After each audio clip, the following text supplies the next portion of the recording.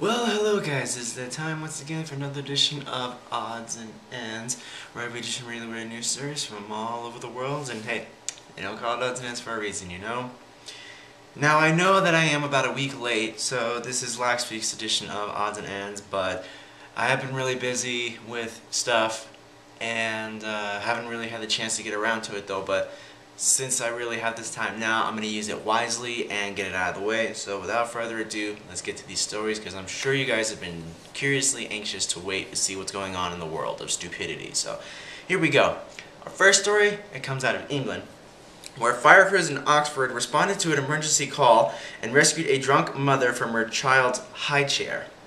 Seems that 31-year-old Serena Curtis was having a girls' night with her friend 27-year-old Jade Dickerson.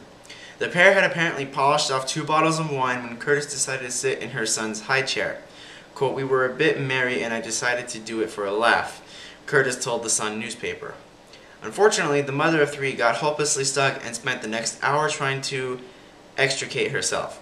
Eventually, the 2 ladies gave up and called emergency services. Firefighters arrived shortly and freed Curtis from the undersized chair. Quote, "I was so embarrassed," the mother of 3 told the Sun. Quote, "I had a dressing down on, but luckily part of the chair was hiding my face." Friend that she was, Dickerson documented the entire ordeal on her cell phone. Okay, 2 bottles of wine and you're gone. You sit in your son's high chair, yet you can't get down.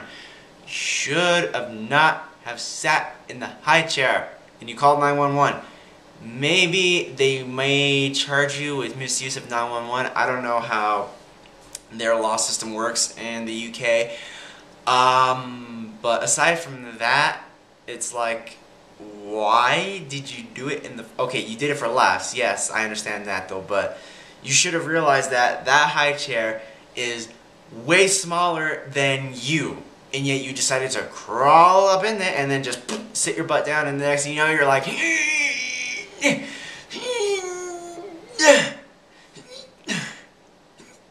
Okay, call 911. Yeah, smart thinking. Moving on to our next story, which comes out of Colombia, where authorities in a tiny village of Juan de Acosta say 3 burglars were forced to abandon their ill-gotten gains when their getaway donkey ratted them out. Police say the criminals stole the donkey, 10-year-old Xavi, spelled X-A-V-I. About 12 hours later, around 2 a.m., they hit a local convenience store. The thieves tried to make off with a pile of loot, including rum, oil, tuna, and sardines. But their getaway donkeys started braying loudly, waking up area residents and tipping off police. The 3 criminals fled on foot, leaving their booty and their ass behind. Police say Xavi was returned to owner Orlando Olivares unharmed. God, I cannot do that for the life of me. But anyways, why did you steal a donkey in the first place? Yet you knew for a fact that donkeys are loud. Were you guys like thinking like, oh yeah, it's the easiest thing to steal, so we don't have to worry about getting a car or having an alarm go off because we know what's going on? And you guys stole rum, oil, tuna, and sardines. What are you, pirates? Jesus Christ. And we're moving on to our next story, which comes out of Florida, where a nonprofit organization attempting to promote composting has issued a, quote, Ladies of Manure calendar for 2013. The 12-month calendar features scantily clad models posing in or around various forms of feces. Lancette Sobel, founder of the Fertile Earth Foundation in South Beach, told the Miami Herald the calendar is aiming at raising awareness of the environment benefits of composting waste products. Quote, "The whole point of this is to make it less disgusting. If this hot chick doesn't mind smearing fish poop all over her, maybe it's not that bad." The filthy calendar is available through the organization's website for a mere $25. Okay. Right, I can see where he's going with this, because we all know that feces isn't exactly like the greatest thing to look at, but then again, it's a part of life. We do it, animals do it, everybody poops, okay? Plain and simple, right, I can understand that. And then smearing poop on a hot chick and she doesn't mind it at all, she's got balls. I'll give her that. I'll give that girl balls. I'll give her props for having the biggest balls and smearing fish poop all over her. But trying to promote a greener environment, most likely. I can probably see that though. But $25 for a calendar. So if you guys want one, go get one. I'm not. Moving on to our next story, which comes out of Tennessee, where Clarksville police say a woman called 911 around 11 p.m. on Saturday, January 19th, to report a visibly intoxicated man stumbling down the road in front of her home. Officers arrived to find 22-year-old James David Cunningham wandering around the woman's yard and repeatedly screaming, quote, "Zombies." Cunningham exhibited slurred speech and bloodshot eyes. He admitted to consuming alcohol. According to the Leaf Chronicle, Cunningham was charged with public intoxication. No zombies were located. Okay. The zombie stuff is old. Drop it, okay? And secondly,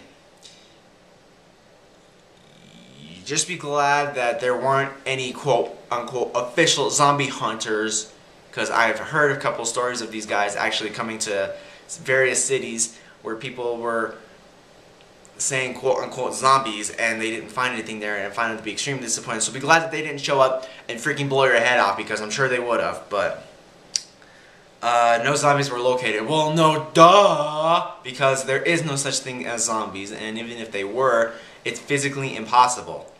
Now, I'm not saying that the zombie apocalypse is gonna happen or any of this and that, and you know, I hate zombies, blah blah blah. I mean, I love any good horror movie as much as anybody does, but we all know that it's almost physically impossible to reanimate dead tissue unless you're Frankenstein. But of course, that's fictitious, and so are zombies. So we're moving on to our final story, which comes out of Ohio, where the Morning Journal reports 23-year-old Joel Perez of Loren was arrested for allegedly attacking his brother and smashing him over the head with an urn full of human ashes. Perez was reportedly irate with his brother. He started breaking items in the family home and threatening to kill his sibling on the night of January 18th. Officer Jesse Perkins arrived on the scene around 2 a.m. and witnessed Perez breaking a large blue urn over the head of another man, knocking him unconscious. The breaking of the urn caused a cloud of ashes to escape. The victim was rushed to the hospital with severe bleeding. Officers were forced to taser dart Perez after he refused to be placed in handcuffs. Even after being handcuffed, Perez continued to be unruly and make threats against his brother and other people inside the residence. He was charged with felonious assault, domestic violence, and resisting arrest.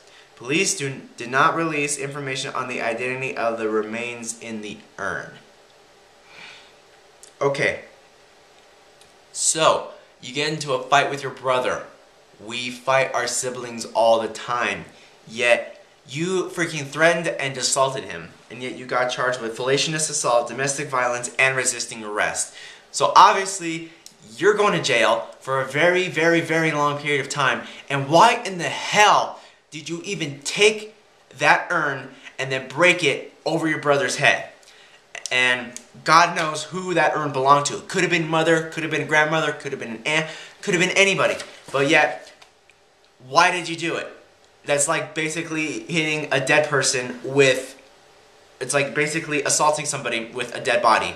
It's like literally picking up the dead body and then whacking him across the face with it. That's what the equivalency of like. But, dude, you are so stupid. And now your family's going to hate you even more for that. But anyways, guys, that is it for this edition of Odds and Ends. And I really hope you guys listen to the source, much like reading them to you. And we will see you for another edition of Odds and Ends. And until next time, we'll see you guys later. And take it easy.